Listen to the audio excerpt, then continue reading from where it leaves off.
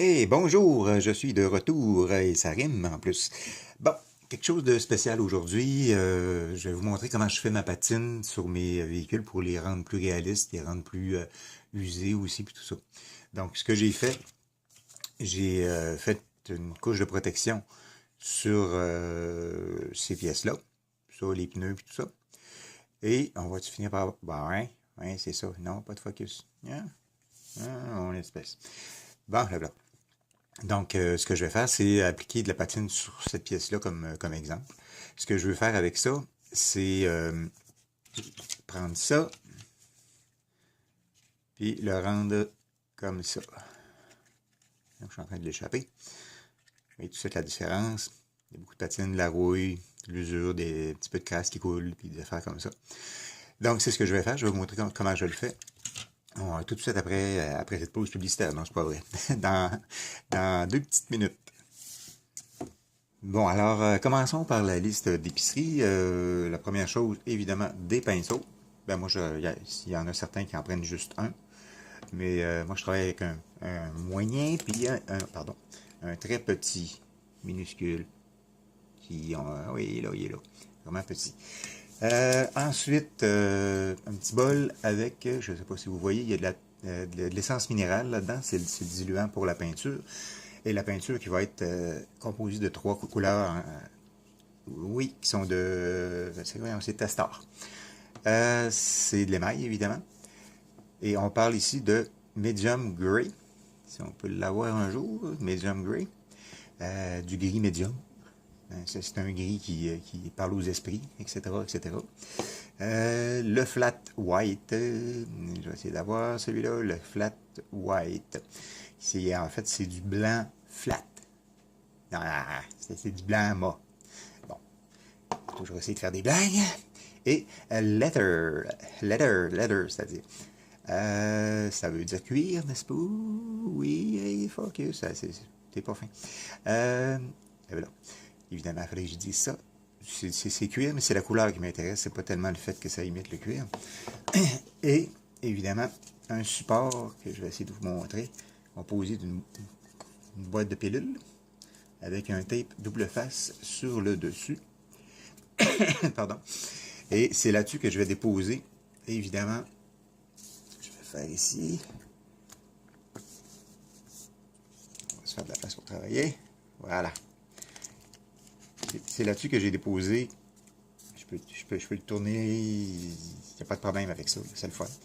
Donc, on va commencer à faire un petit peu de peinture. Me voilà avec la peinture et le petit pinceau. Le petit pinceau qui est en train de tremper dans la peinture. Et là-dessus, ce que je vais faire, on va se faire un focus avant de travailler, n'est-ce pas? Et que je dis souvent, n'est-ce pas? N'est-ce pas? Bon, alors on va prendre ça, puis on va mettre des petits points. Petits points là, petits points sont un petit peu gros même. J'aurais dû le faire plus petit. Comme ça. Petit point blanc. Un autre petit point de blanc à l'arrière. Petit point de blanc là. Puis ici. Comme ça. Ça devrait faire. On peut en mettre sur le dessus aussi.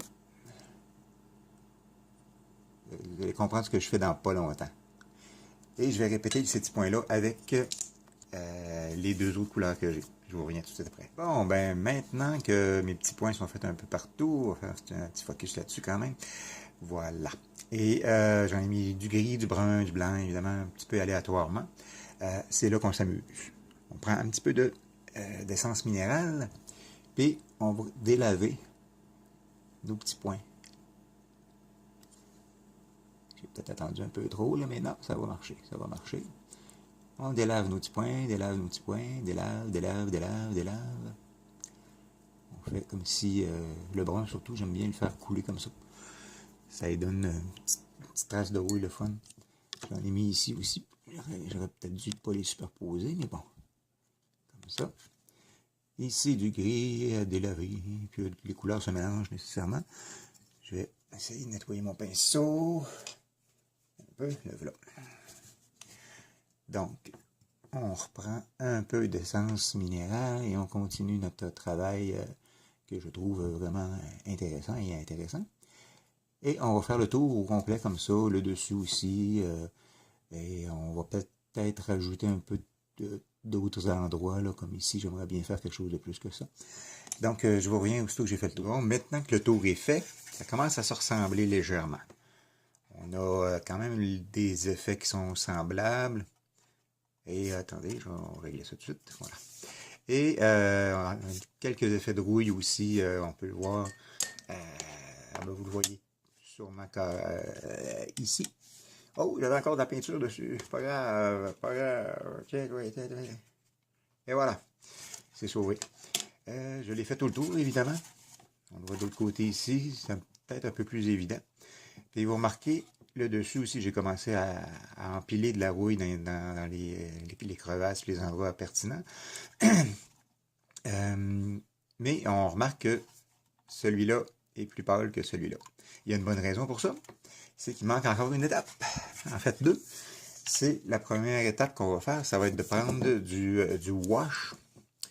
En fait, c'est la peinture émail diluée avec de l'essence minérale. J'aurais pu la faire moi-même, mais je préfère l'avoir comme ça. Ça me coûtait quasiment rien à acheter de toute façon.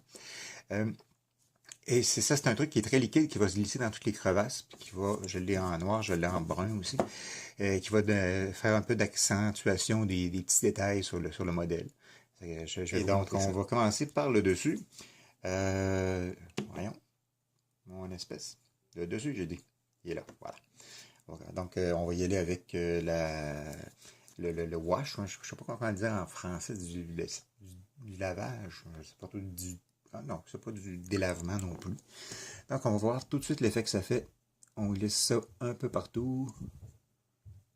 Dans les petites crevasses. Partout où il y a du relief, c'est toujours bon. Je vais y aller à la générale de toute façon. Les lignes plus noires apparaissent rapidement. Et on va faire ça sur tout le modèle. Je vais commencer par le noir. Quand il va être sec, je vais faire une couche de brun pour rajouter un peu de rouille par-ci par-là. On en avait un petit peu généreux. Voilà. Ça donne ça à peu près pour l'instant. Et on voit tout de suite que les lignes noires, toutes les crevasses sont plus noires que le reste. C'est ce qu'on... En tout cas, je vais le faire partout, puis je vous reviens là-dessus. Bon, ben ça a été fait, le noir a été mis un peu partout, et on voit tout de suite les effets qui sont là. On voit la texture aussi qui ressort maintenant sur le fer. Et bon, sur le côté, ça donne ça. On perd un petit peu les effets de rouille, puis de fatigue et de crasse même. Mais bon, c'est pas si grave parce que je vais pouvoir les rattraper avec ce petit truc-là, le Palaline, mais le brun cette fois-ci. Donc, je vous reviens après l'avoir fait. Ben voilà, le brun était fait. On voit tout de suite, bon, on voit mieux là, où il y a de la rouille un peu partout.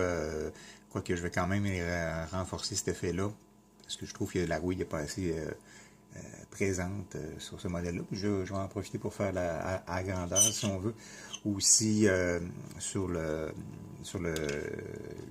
camion, pas juste la tourelle. On peut regarder encore un peu, juste pour voir. On voit pas grand-chose, évidemment. Bon, c'est pas grave. De la manière que je vais faire ça, c'est que je vais utiliser un pastel. Oups, c'est ici. OK. Un petit pastel. C'est du pastel que j'ai acheté d'un magasin d'art. Puis ce que je vais faire, c'est que je vais le sabler juste pour avoir une petite poudre. Puis après, je vais vous montrer comment je vais l'appliquer. Et voilà. Une fois que c'est fait, je vais les sabler comme ça sur une lime à ongles tout bêtement, là. Rien de particulier, mais ça gâche une lime. C'est pas long, c'est dommage. Mes ongles vont souffrir. J'en ai pas fait une tonne. En fait, je l'ai fait 2 fois parce que la première, je l'ai échappée. C'est que ça rentre facilement dans les craques du plancher, cette affaire-là. Fait que tant pis, j'ai raté mon coup. Et ce qu'on va faire, je vais vous donner un exemple. Enlever ça. Je vais vous donner un exemple juste sur la tourelle. Je vais me replacer un petit peu. Ouais, voilà. Juste sur la tourelle pour... ouais, bah, c'est beaucoup mieux. Pour vous montrer. Donc, ce que je prends un peu de térébenthine sur mon pinceau. Et je vais... Et c'est pas évident de travailler avec une caméra entre les deux jambes. Entre les deux bras. Je vais en ajouter... Je vais mettre un peu de térébenthine sur sur le rebord où ce que je vais avoir un petit peu de rouille. Je vais tremper mon pinceau dans la poudre, comme ça, et je vais l'appliquer comme ça. C'est peut-être un peu trop même.